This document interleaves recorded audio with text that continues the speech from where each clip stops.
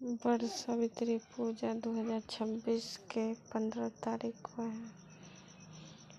बहुत समय पहले सावित्री नाम की एक राजकुमारी थी। वह बहुत सुंदर, बुद्धिमान और पतिव्रता स्त्री थी। उनके पिता राजा अश्वपति थे।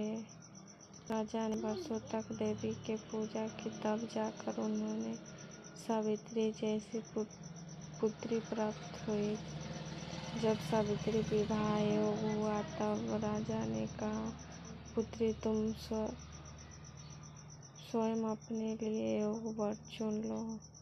सावित्री जंगलों और राज्यों में घूमकर एक सुंदर, तेजस्वी और धर्मात्मा युवक को पसंद कर बैठी। उसका नाम था सत्यवान। वह वन में रहने वाले एक अंधेरे राजा का पुत्र था। लेकिन जब ऋषि नारद महल में आए तब उन्होंने एक बड़ा रहस्य बताया। उन्होंने कहा, राजन, सत्यवान बहुत गुणवान है, परंतु उसकी आयु केवल 1 वर्ष शेष है। यह सुनकर राजा अश्वपति घबरा गए। उन्होंने सावित्री को समझाया, बेटी किसी और वर को चुन लो। लेकिन सावित्री बोली, पिताश्री, एक बार जिसे पति मान लिया वही मेरा जीवन है। मैं सत्यवान से ही विवाह करूंगी। सावित्री का अटल प्रेम देखकर राजा मान गया और दोनों का विवाह हो गया। वन का जीवन। विवाह के बाद सावित्री अपने पति और सास ससुर के साथ जंगल में रहने लगी। वहाँ रोज सेवा करती, माता पिता का ध्यान रखती और अपने पति से बहुत प्रेम करती। धीरे धीरे वह दिन पास आने लगा जिस दिन सत्यवान की आयु समाप्त होने वाली थी। सावित्री ने 3 दिन पहले से कठोर व्रत रखा शुरू कर दिया था। उसने भोजन और जल तक त्याग दिया। वह भगवान से अपने पति की लंबी आयु की प्रार्थना करने लगी। वह दिन आ गया। सुबह सत्यवान लकड़ी काटने जंगल जाने लगे। सावित्री भी उनके साथ जाने की जिद करने लगी। सत्यवान बोले, तुम बहुत कमजोर हो, जंगल मत चलो। लेकिन सावित्री नहीं मानी। दोनों जंगल पहुंचे। सत्यवान लकड़ी काटने लगे। अचानक उनके सिर में तेज दर्द हुआ। वे बोले, सावित्री, मेरे सिर घूम रहा है। सावित्री उन्हें अपनी गोद में लिटा लिया और कुछ ही क्षण में सत्यवान निधन हो गए। यमराज का आगमन।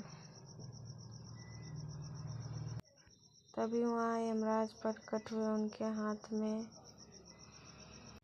सावित्री बोले, मुझे 100 पुत्र की माता बनने का आशीर्वाद दे। यमराज ने तुरंत कहा, सत्य था तो। तभी सावित्री मुस्कुराई और बोली, प्रभु, बिना पति के मैं पुत्र की प्राप्ति कैसे कर पाऊंगी।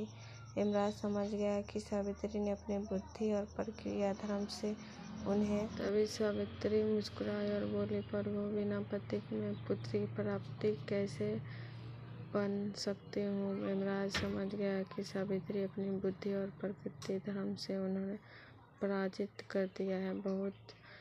वे बहुत प्रसन्न हुए और बोले, देवी सावित्री, आज तुम्हारी भक्ति मृत्यु को भी जीत लिया और सत्यवान को जीवन दान देता हूँ। इतना हाहाकार। यमराज ने सत्यवान की आत्मा वापस लौटा दिया।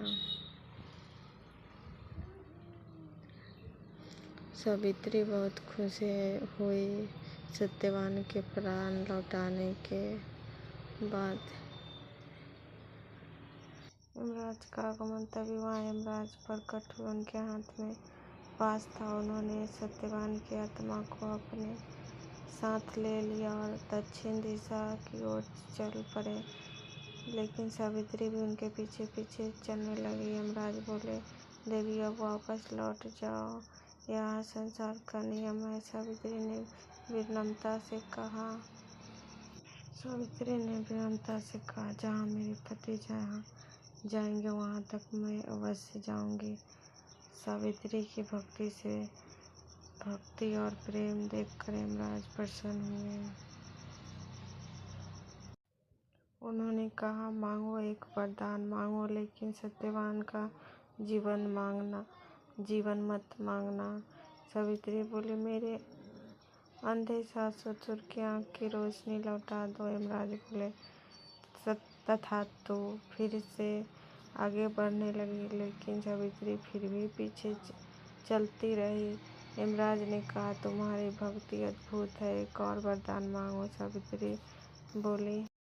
सावित्री बोली, मेरे सास ससुर का खोया हुआ राज्य वापस मिल जाए। यमराज ने कहा, ऐसा ही होगा।